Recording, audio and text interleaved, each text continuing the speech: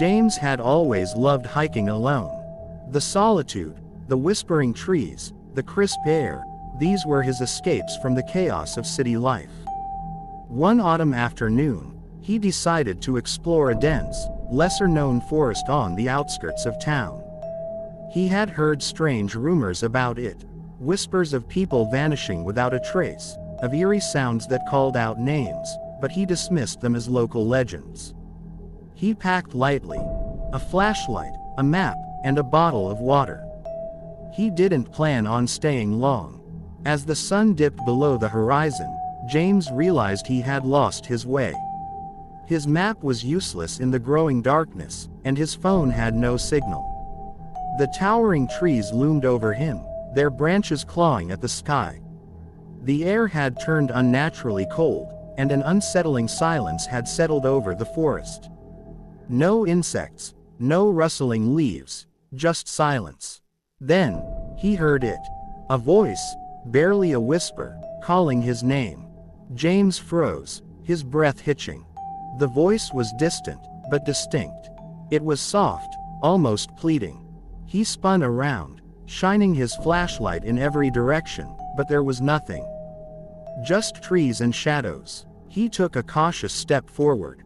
The leaves crunched beneath his boots, breaking the eerie stillness. Then, again, the voice. Closer this time. James. His stomach twisted. It wasn't just a voice. It was his voice. A shiver crawled up his spine. He backed away, gripping the flashlight like a weapon. The beam flickered as if the batteries were dying, though he had just replaced them. The darkness seemed to thicken around him, pressing in from all sides. Then he saw movement between the trees. A figure stood just beyond the reach of his light. Tall, unmoving, watching.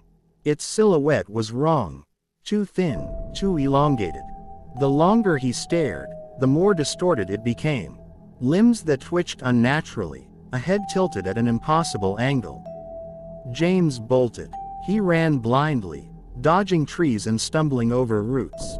The flashlight slipped from his grasp, plunging him into darkness. He didn't stop. His breath came in ragged gasps, his legs burned, but he kept running.